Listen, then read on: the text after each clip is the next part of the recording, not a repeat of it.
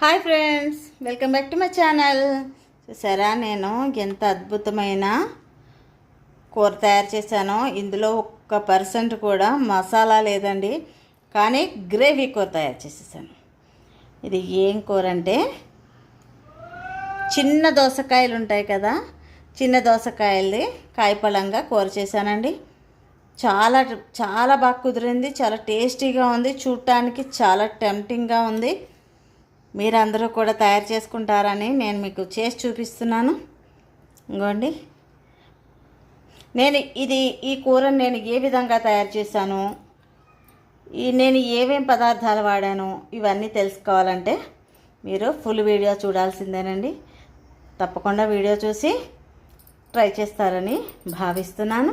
ఇక మనం ఆలస్యం చేయకుండా వీడియోలోకి వెళ్ళిపోదాం పదండి.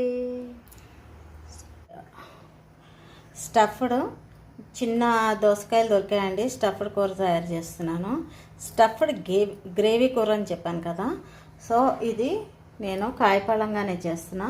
ఈ కాయపళంగా చేసి నేను ఇట్లయినా కట్ చేసుకోవచ్చు, లేకపోతే ఇదిగోండి వంకాయ కూర కట్ చేసినట్టయినా కట్ చేసుకోవచ్చు. కట్ చేసుకుని నేను గింజలు తీసేసానండి. మా వారికి అస్సలు నచ్చదు గింజలు ఉంటే, మా అబ్బాయికిని, అందుకే గింజలు తీసాను. ఎవరికైనా గింజలు కావాలనుకుంటే ఉంచుకోవచ్చు. ఇవి ఒక 1/2 కేజీ ఇవి. తర్వాత ఒక 2 కూరకి గ్రేవీ అని చెప్పాను కదా, కూర కోసం 2 ఉల్లిపాయలు సన్నగా కట్ చేసి పెట్టుకున్నాను. తర్వాత టమాటాలు ఒక 4 టమాటాలు ఇలాగ సన్నగా కట్ చేసి పెట్టుకున్నాను. కూరలోకి కొత్తిమీర. ఇప్పుడు మనం అందులో స్టఫ్కి మనం ఏమేమి వాడతామో చూపిస్తాను. ఇప్పుడు ఇది 1 గ్లాసు పల్లీలు, సేమ్ అదే గ్లాసు నువ్వులు, సేమ్ అదే గ్లాసు జీడిపప్పు కమ్మదనం ఉంటుంది కదండి, అందుకని ఇది వేస్తున్నాను. తర్వాత ఒక టేబుల్ స్పూను ధనియాలు. తర్వాత ఇంకోండి, నేను ఇందులో పచ్చిమిరపకాయలే వాడుతున్నాను. ఇందులో అసలు నేను కారం వాడట్లేదు, కాబట్టి మనకి కారానికి తగినన్ని పచ్చిమిరపకాయలు తీసుకోవాలి. తర్వాత ఒక చెక్క కొబ్బరి, పచ్చి కొబ్బరి. తర్వాత ఈ గ్రేవీలోకి మనం మిక్సీ పట్టడానికి కొత్తిమీర. తర్వాత ఒక చిన్న అల్లం ముక్క. ఇదన్నమాట అండి కావాల్సినవి ఇవి. ఇంకా ఉప్పు అవన్నీ కామనే కదా, నార్మల్గానే మనం ఉప్పు అవి మనకి నచ్చినంత వేసుకుంటాము. సో మనం ప్రాసెస్లోకి వెళ్ళిపోదామండి. నేను ముందుగా స్టవ్ వెలిగించేసి బాండి పెట్టేశాను. ఇప్పుడు ఇవి ఉన్నాయి కదా, ఇవి కొంచెం దొరగా వేయించుకుందామండి. వేయించుకునేటప్పుడు మంచిగా ఇది ముందుగా పల్లీలు వేసేస్తున్నాను.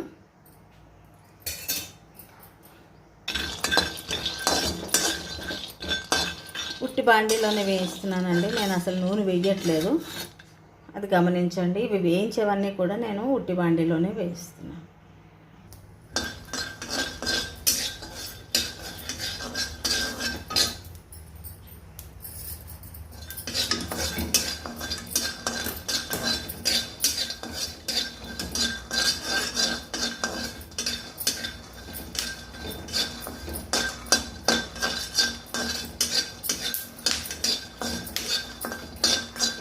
ఇవి సగం పైన వేగిపోయాయి. ఇప్పుడు మనం ఇందులోనే నువ్వులు ఒక్కసారి వేసి ఇలా కలుపుకుంటే, 1 సెకండ్ కలుపుకున్నాక ధనియాలు కూడా వేసేద్దాము. చూసారా, నువ్వులు చాలా ఫాస్ట్గానే వేగిపోతున్నాయి. తర్వాత జీడిపప్పు కూడా వేసేద్దాం. దీనికి కూడా ఎక్కువసేపు వేగక్కర్లేదు.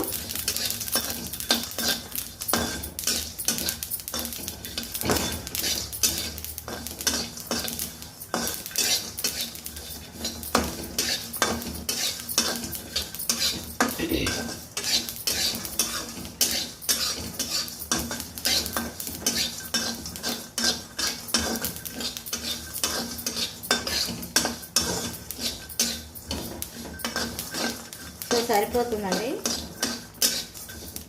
చూసారా, పేలుతున్నాయి, వేగినట్టు అవుతున్నాయి. సో ఇప్పుడు సరిపోతుంది. పక్కనే ఉన్న ప్లేట్లో వేసేస్తాను దీన్ని. ఇప్పుడు ఇది చల్లారేలోపు మనం ఏం చేద్దామంటే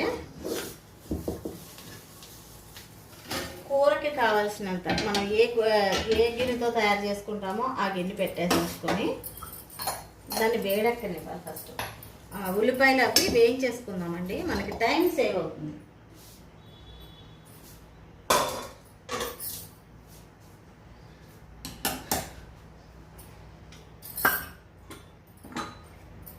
మన ఇష్టం అండి, నూనె మనకి ఎంత కావాలనుకుంటున్నామో అంత వేసుకోవచ్చు.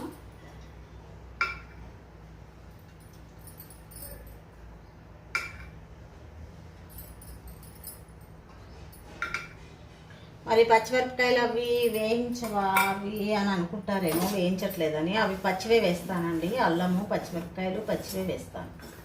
మీకు ఒక ఇంట్రెస్ట్ ఉంటే వెల్లుల్లిపాయ కూడా వేసుకోవచ్చు, నేను వెయ్యట్లేదు. సో ఇందులో ఇప్పుడు పసుపు వేయాలి.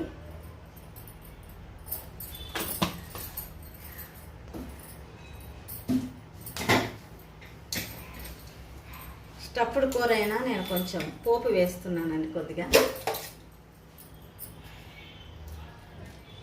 ఆవాలు, 1/2 స్పూన్ ఆవాలు, 1/2 స్పూను జీలకర్ర వేస్తున్నా. కొంచెం కాదు,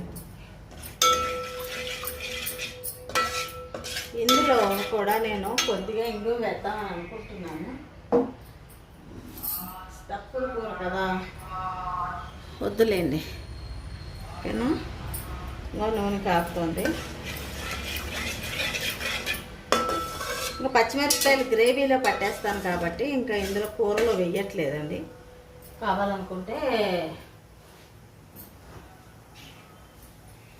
లైట్గా కొంచెం కారం కలుపుకోవచ్చు, మనం వేసుకోవచ్చు లాస్ట్లో. ఓకేనా,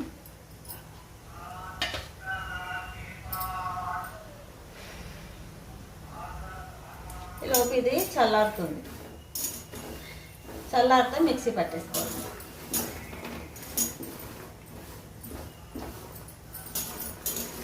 ఇంకా కొంచెం చల్లారాలి. సో ఆవాలు కూడా వేగిపోయాయి. ఇప్పుడు ఇందులో ఉల్లిపాయ వేసేద్దాం.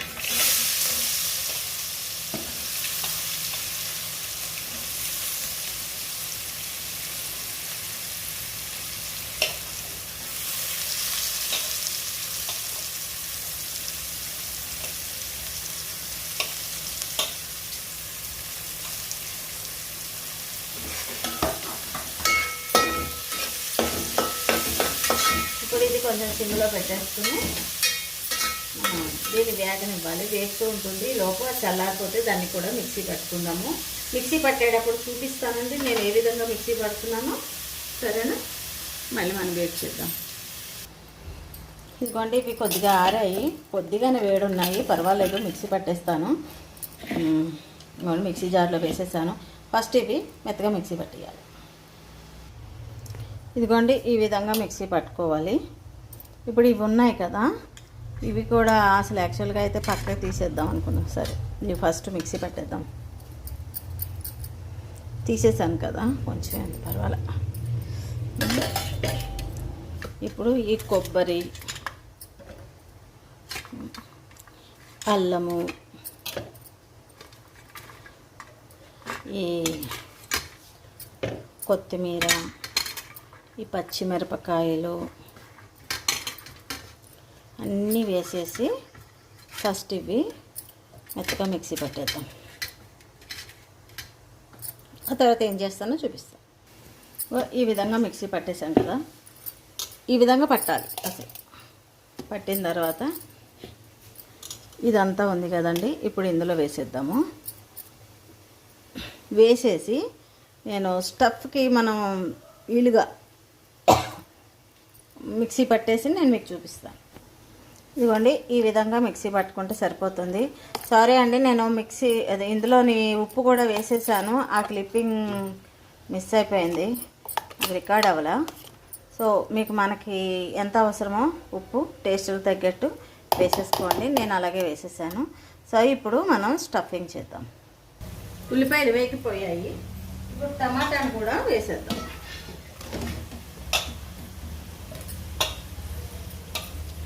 స్టఫింగ్లో మనం ఉప్పు వేసాం. ఇప్పుడు ఈ ఉల్లిపాయలు టమాటాలు కూడా మంచిగా మగ్గాలి అంటే కొద్దిగా ఉప్పు కూడా వేసుకోవాలి. చూసుకోండి, బ్యాలెన్స్ చూసుకొని వేసుకోవాలి. ఇప్పుడు ఇది కూడా బాగా టమాటాలు కూడా బాగా మగ్గిన తర్వాత అప్పుడు మనం ఈలోపు స్టఫింగ్ చేసేద్దాం. ఓకేనా? నాకు స్టవ్ గట్టు తక్కువగా ఉండడం వల్ల నాకు కొంచెం వీడియో తీయడానికైనా కెమెరా పెట్టడానికైనా కొంచెం ఇబ్బందిగా ఉంది. ఇదిగోండి, ఈ విధంగా స్టఫ్ చేసేసుకుంటే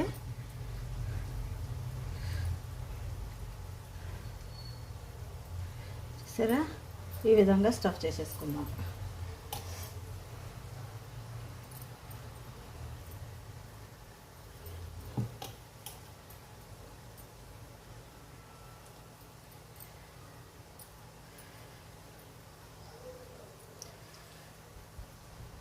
స్టైల్గా స్పూన్లతోటి వాటితోటి పెడదామని అనుకున్నా, నాకు అలవాట్లేదండి. ఎందుకంటే మా అమ్మగారు తిట్టేవారు,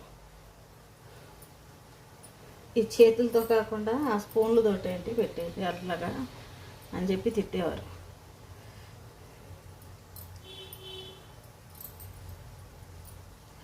చూసారా, నేను 2 రకాలుగా కట్ చేసుకున్నాను కదా, అందుకని ఈ విధంగా అనమాట. మన ఇష్టం, మనం ఏ విధంగానైనా మనకు నచ్చినట్టు మనం కట్ చేసుకోవచ్చు.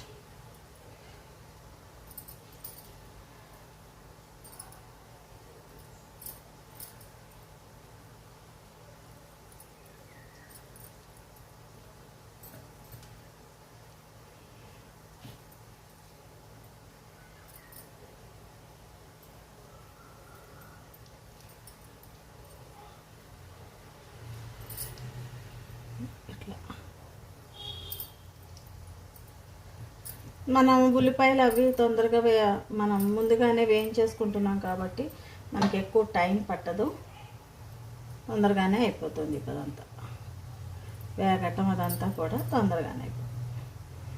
ఆల్రెడీ టమాటా కూడా వేసాం కదా, అది కూడా మగ్గిపోతుంది తొందరగానే.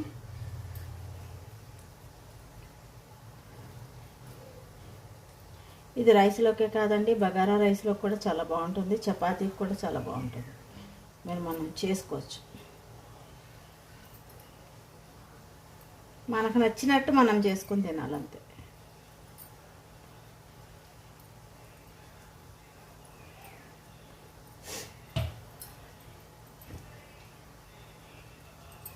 సో అయిపోయింది, కట్ చేసేటప్పుడు ఇరిగిపోయింది ఇది. ఓకే, అయిపోయింది, స్టఫింగ్ అనేది అయిపోయింది. ఇప్పుడు మనం ఇవి అట్లా వేసేద్దాం.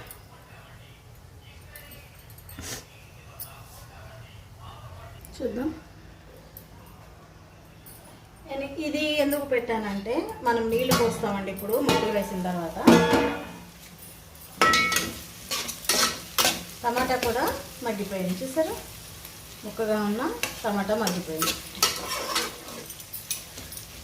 ఇప్పుడు దీన్ని ఇట్లా విడదీసేసి కొంచెం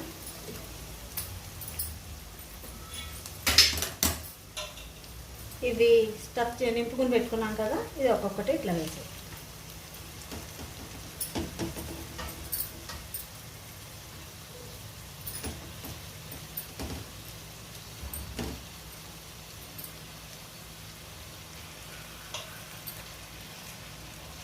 ఇట్లా అండి. ఇలా వేసిన తర్వాత మనం మళ్ళీ ఒక 5 నిమిషాలు ఈ విధంగానే మగ్గనిద్దాము. మగ్గిన తర్వాత అప్పుడు మళ్ళీ వెనక్కి తిప్పుకుందాము. ఇప్పుడు నేనేం చేస్తానంటే, ఇందులో దీని మీద నీళ్ళు వేస్తాను. ఎందుకంటే అడుగున మాడిపోదానికి దీని ఆవిరి నీళ్ళు కిందకి వెళ్తూ ఉంటాయి కాబట్టి మారదు. ఇదిగోండి, నాకు ఇంకా ఇంత గ్రేవీ మిగిలింది. సో ఇది కూడా మనకి లాస్ట్లో ఉపయోగపడుతుంది. మనకి ఒక రెండోసారి తిప్పుతాగా అప్పుడు వేసేస్తాను. మళ్ళీ చూద్దాము. జాగ్రత్తగా తీసుకోవాలి, అందులో నీళ్ళు పడకుండా జాగ్రత్తగా తీసుకోవాలి.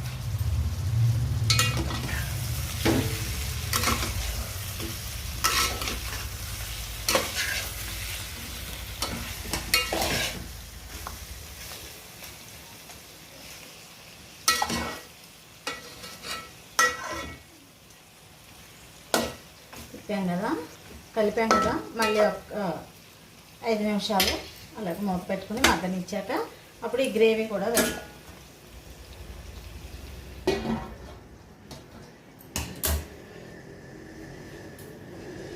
సో ఒకసారి చూద్దాము.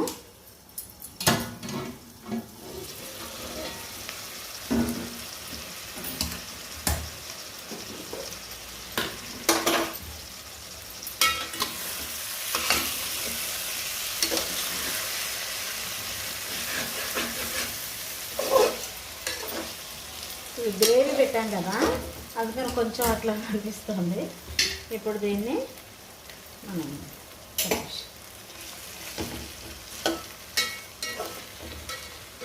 దగ్గరికి అనుకుని మొత్తం అంతా ఆ గ్రేవీ మొత్తం అంతా వేసేద్దాం.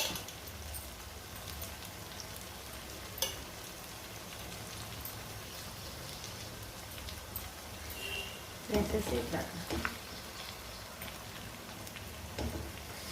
ఏం లేదు, కొంచెం మగ్గుతుంది అంతే, అంతకు మించి ఇంకేం లేదు. అట్లా అన్న తర్వాత దాన్ని మూత పెట్టేయచ్చు. ఈ జార్లోని మా అమ్మగారు ఎప్పుడు చెప్తారు, ఈ జార్లో నీళ్ళు పోసుకుని ఇదంతా శుభ్రంగా కడుక్కోవాలి. అప్పుడు నీళ్ళు పోయాలి అనుకునేటప్పుడు వేసుకోవాలన్నమాట. ఇంకొక 3 నిమిషాలు పెట్టేసి మనం మళ్ళీ చూద్దాం. ఓకే, సో చూద్దాం.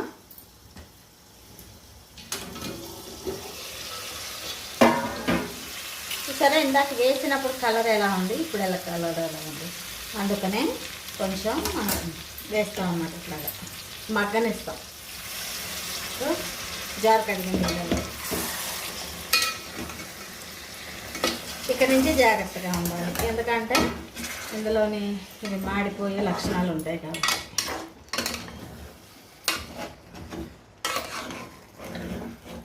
బాగా కలుపుకోవాలండి, లేకపోతే అడుగ మాడిపోతుంది. చూసారా, అట్లాగా జాగ్రత్తగా కలుపుకోవాలి.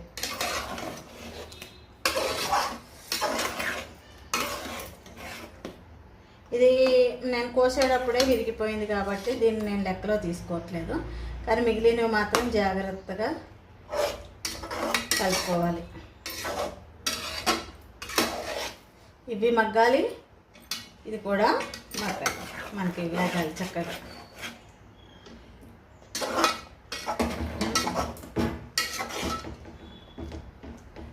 సో కొంచెం దీంట్లో కొద్దిగా నీళ్ళు వేస్తున్నాను మళ్ళీని, ఎందుకంటే ఇది మగ్గాలి కాబట్టి బాగా ఉడకాలి చక్కగా.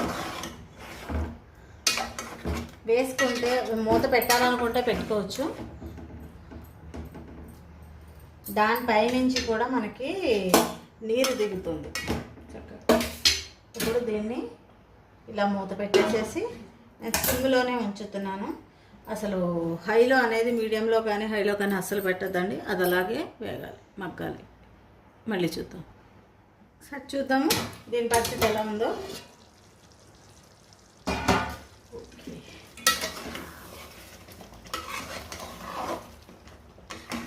నెమ్మదిగా కలుపుకోండి, ఎందుకంటే కూడా ఉడికిపోతుంది కదా, అందుకని విడిపోతుందేమో, జాగ్రత్తగా కలపండి. ఓకే, ఇంకా కొంచెం సేపు ఉడకాలి.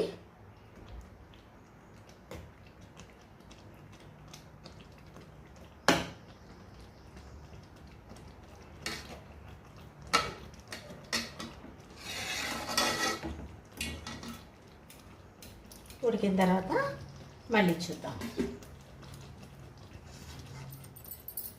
సో చూద్దామండి కూర ఎంతవరకు వచ్చిందో ఫైనల్గా.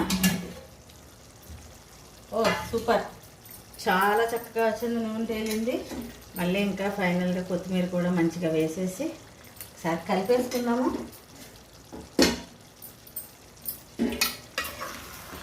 ఇగో చూసారా, చక్కగా ఉడికిపోయాయి ఇవి. మీకు ఈ తొక్కలాగా వద్దు అనుకుంటే కనుక మీరు తొక్క తీసేసుకున్నానా పీల్ చేసేసుకున్నానా మీరు వేసుకోవచ్చండి. నేను అది కావాలనే ఉంచాను. చూసారా, ఓ సూపర్. మంచి స్మెల్ వస్తుంది.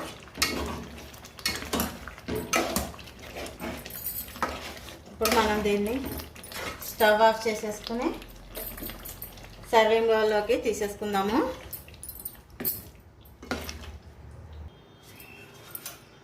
ఓకే అండి,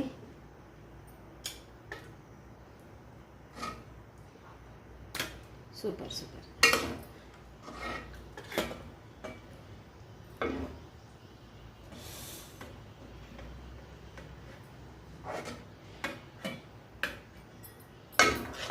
చాలా చాలా చూడటానికి చాలా కలర్ఫుల్గా ఉంది, బాగా టెంప్టింగ్గా కూడా ఉందండి చాలా.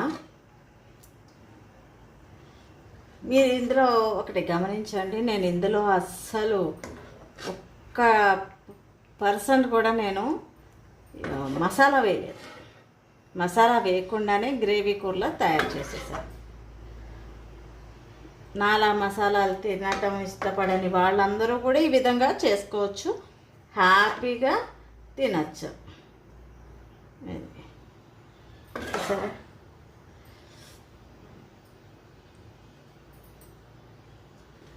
చాలా చాలా బాగుందండి, చాలా కలర్ఫుల్గా కూడా ఉంది. ఇంకెందుకు ఆలస్యం, వేడివేడి అన్నంలో హ్యాపీగా తినేయచ్చు.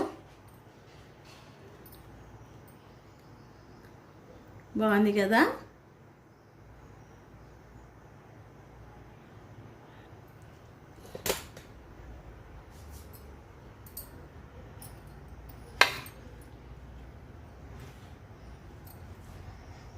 చాలా కలర్ఫుల్గా ఉండడమే కాకుండా టేస్ట్ కూడా చాలా బాగుందండి. ఇప్పుడే నేను టేస్ట్ చూశాను, సూపర్ అంటే సూపర్. అసలు పిల్లలు పెద్దలు అందరూ ఇష్టపడేటట్టే ఉంటుంది.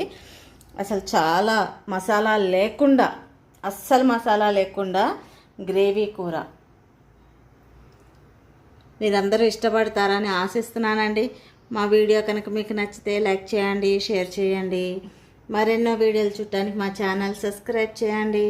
పక్కనే ఉన్న గంట సింబల్ని క్లిక్ చేసి ఆల్ నోటిఫికేషన్ మీరు యాక్టివేట్ చేసుకుంటే ఫర్దర్గా నేను చేసే వీడియోలని మీ మొబైల్కి నోటిఫికేషన్ ద్వారా వస్తాయి. ప్లీజ్ సపోర్ట్ చేయండి, తప్పకుండా ట్రై చేయండి. Thank you so much.